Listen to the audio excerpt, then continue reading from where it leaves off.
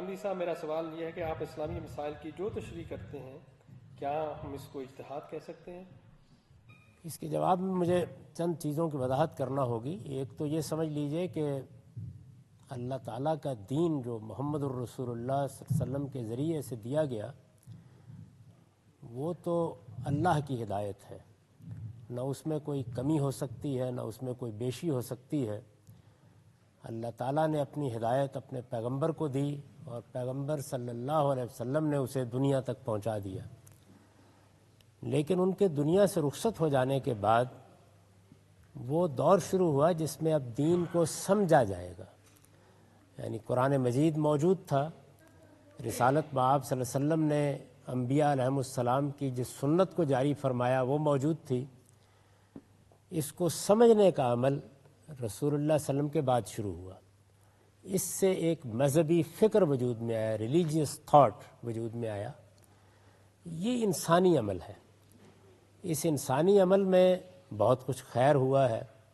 بڑے جلیل القدر علماء محققین مسلمانوں کی تاریخ میں پیدا ہوئے اور انہوں نے اپنے اپنے طریقے پر یہ کوشش کی وہ اس دین کو سمجھائیں۔ بعض مقامات پر اس میں جس طرح کے انسانوں کے کام میں ہوتا ہے غلطی بھی ہوئی ہے۔ یہ عمل ایک کافی عرصے سے رکا ہوا ہے، تو اب جب اس کو دوبارہ جاری کرنے کی کوشش کی جاتی ہے تو ظاہر ہے کہ تعبیر نو کا بھی سوال پیدا ہوتا ہے، نیو انٹرپریٹیشن۔ آپ کے علم میں ہوگا کہ بر صغیر کے جلیل القدر مفکر علامہ محمد اقبال نے اپنے آخری زمانے میں جو خطبات دیے تھے وہ اب کتابی شکل میں چھپے ہوئے موجود ہیں۔ ان کا نام یہ ہے reconstruction of religious thought in Islam, یعنی مسلمانوں کے مذہبی فکر کی تشکیل جدید۔ تو اس وجہ سے میرے کام کی نوعیت بھی یہی ہے کہ اس میں کچھ حصہ تو موجودہ مذہبی فکر پر نظر ثانی کا ہے، اس کو ریویو کیا گیا ہے، اس کو دوبارہ اس کے اصل ماخذ کی بنیاد پر پرکھنے کا کام کیا گیا ہے۔ اس میں ظاہر ہے کہ ری انٹرپریٹیشن ہوئی ہے، یعنی جو چیزیں پہلے سے قرآن مجید سے سمجھی گئی تھیں، سنت سے سمجھی گئی تھیں یا احادیث سے سمجھی گئی تھیں، ان کی ری انٹرپریٹیشن کی ضرورت ہوئی۔ جہاں کہیں غلطی ہوئی تھی اس کی اپنے حقیر علم کے حد تک آدمی اصلاح کرنے کی کوشش کرتا ہے، اور یہ کوئی ایسا سلسلہ نہیں ہے کہ جو کسی ایک جگہ ختم ہو جاتا ہے، یہ جاری رہتا ہے۔ دوسرا حصہ وہ ہے جس پہ ان مسائل پر دین کے احکام کا اطلاق کیا جاتا ہے، ان کو اپلائی کیا جاتا ہے جو نئے پیش آتے ہیں۔ جیسے آج کے زمانے میں اعضاء کی پیوند کاری کا مسئلہ پیش آ گیا، بیمے کی ایک نئی شکل وجود میں آ گئی، سود نے بینکاری نظام کی صورت اختیار کی، اس میں بڑے نئے مسائل پیدا ہو گئے۔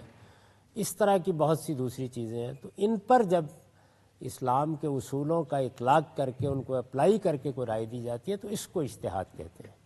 یعنی اس کے دو حصے ہیں، ایک حصے کا تعلق تعبیر نو سے ہے، ری کنسٹرکشن سے ہے، ری فارمیشن سے ہے، نئے سرے سے ایک حکم کو سمجھنے کے عمل سے ہے، اور دوسرے کا تعلق نئے مسائل پر اسلام کے احکام کو اپلائی کرنے یا ان کا اطلاق کرنے یا ان کا انطباق کرنے سے ہے۔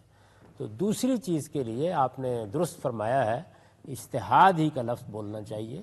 اجتہاد کا لفظ انٹرپریشن کے لیے نہیں بولا جاتا، بلکہ جن معاملات میں اللہ کی کتاب خاموش ہے، جن معاملات میں محمد الرسول اللہ صلی اللہ علیہ وسلم سے کوئی براہ راست ہدایت نہیں ملی، جب وہاں ہم اپنی عقل کو استعمال کر کے دین کے اصولوں کی روشنی میں کوئی بات کہتے ہیں، اس کے لیے اجتہاد کا لفظ استعمال ہوتا ہے۔